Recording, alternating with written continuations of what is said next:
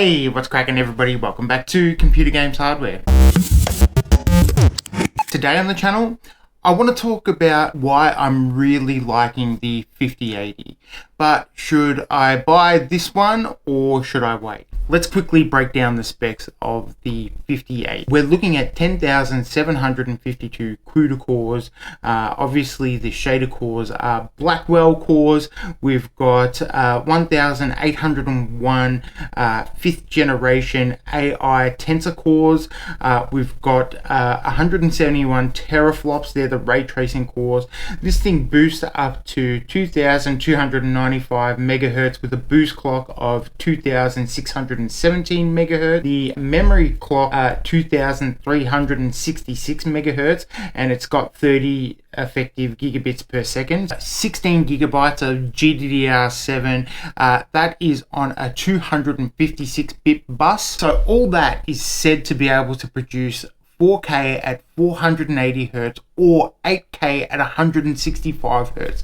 So this thing might be the first legitimate, reasonably priced card that is able to do legitimate 8K gaming. Hey, just want to jump in here and say, if you're enjoying any of the content on Computer Games Hardware, please check us a like, share, and subscribe. And watching the videos really helps me out. So big thank you to everyone who's been watching the videos. You can join us on our socials, and we also have some affiliate links in the description below. So if you want to buy anything off Amazon, using the link in the description below really helps me out. We've also got some Windows keys and things like that, or you can support the channel directly by going to our PayPal. Thanks very much. There's a couple of things I don't like about this card, and namely it's the 16 gigabytes of GDDR7 memory. And I know this is going to be the fastest memory on the market and all that sort of stuff, 30 gigabits and all that sort of stuff, but again, it sort of just feels like we've gone backwards, and we can probably blame AMD for that, for not having a competitor in the market in this generation. I think if they had something to compete, that we would be getting a little bit more memory and a little bit of a reduction in price. So 16 gigabytes is completely fine, but again, I've got a 4-year-old card in my GPU that currently has 16 gigabytes of memory. So it really feels like we've just regressed a little bit here. This thing also has a TDP of 360 watts, so quite beefy as well, requiring all those cooling enhancements and things like that.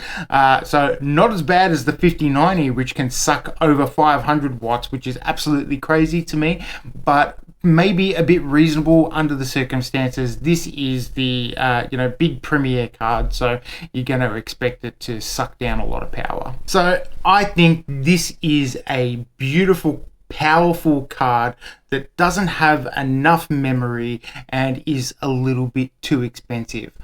However, it's the only card in its class this generation, and for someone that's looking for a reasonable price to performance in the high end, it's the only option.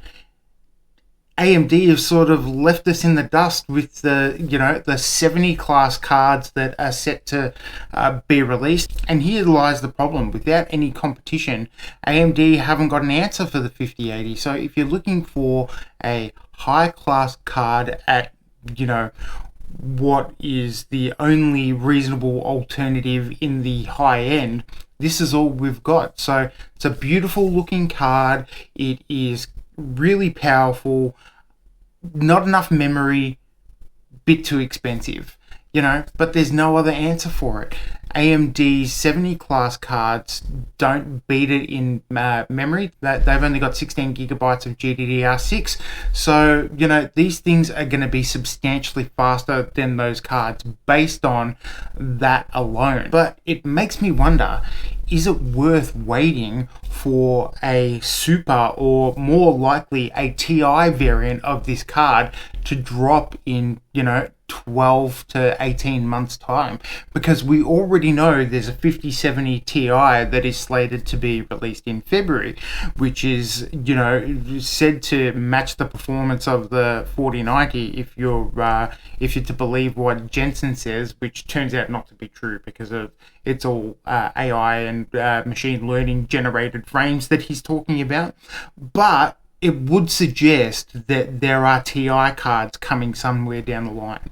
Now, for my mind, it might be worth waiting for a 5080 Ti model to come to pass. So on my wish list, you'd probably be expecting it to be a cut down version of the 5090 with more CUDA cores. So if we're looking at the 5080 having 10,752, you'd probably be looking at the Ti having 12,050 CUDA cores. So that would greatly improve the performance without outmatching the 5090. You would also expect to see a increase in GDDR7 memory, so I would say at least 20 gigabytes, which is crazy that they didn't include that in this would be the perfect card if it had more memory and it was a little bit cheaper, but that, You'd also obviously expect the base and the boost clocks to perform a little bit better, but the big thing that I would expect is an improvement to DLSS 4, so maybe it comes with DLSS 4.1 where there has been some ML learning or there are some new capabilities, because that's what Nvidia are really selling at the moment. They're selling their AI capabilities, they're selling their upscaling and frame generation. So what I would expect is, DLSS 4.1 and maybe even an update to this multi-frame generation. I mean, who knows what the AI is going to learn by this time next year. And look, the reason I think that they're going to do this more than any other reason is because there is a massive delta between the price of the 5090 and the price of the 5080. So if we're looking at $199 US for the 5090, a 3080 Ti that comes in at $1,600 US is, the gap's too great not to have something in the middle there. At around that $1,600 mark, which would make it about $2,500 Australian. It just kills me even saying it, but that's what I think they're going to do. And unfortunately, that's going to be the card that people want. That's going to be the attractive card to me, despite the eye-watering price, which is really disappointing that we're here at this stage. No competition. I can see it happening now. So to sum up, I am really excited about Nvidia's 50 series of GPUs. It's been a really exciting time. These things are too bloody expensive. With the lower class cards, the 70 series coming later in February, I think that's going to be most people's speed. Anyway, what do you guys think? Do you think Nvidia are going to release a 5080 Ti with some better specs, more improved memory? Are you excited about the release of the 50 series? Who is going to buy a 50 series card right on launch? Let me know in the comments down below and tell me what rig you're putting it in, what your specs are. I'd love to see all your builds and how you're going to be implementing Nvidia's 50 series of cards and detailing the performance for me. Get involved in the community. I love hearing the specs of you guys' builds, so drop us a line, let us know what you think about the 50 series of cards. Anyway, that's going to do it for this one, guys. I had a really good time making this one. I hope you had a good time watching it. I hope you're enjoying all the new tech that's coming out over the recent weeks and months. It's a really exciting time, and we're going to be here on Computer Games Hardware talking about it. So stay subscribed, let me know in the comments what you're doing with your new builds, and I will catch you guys in the next one. Thanks for watching. See you next time.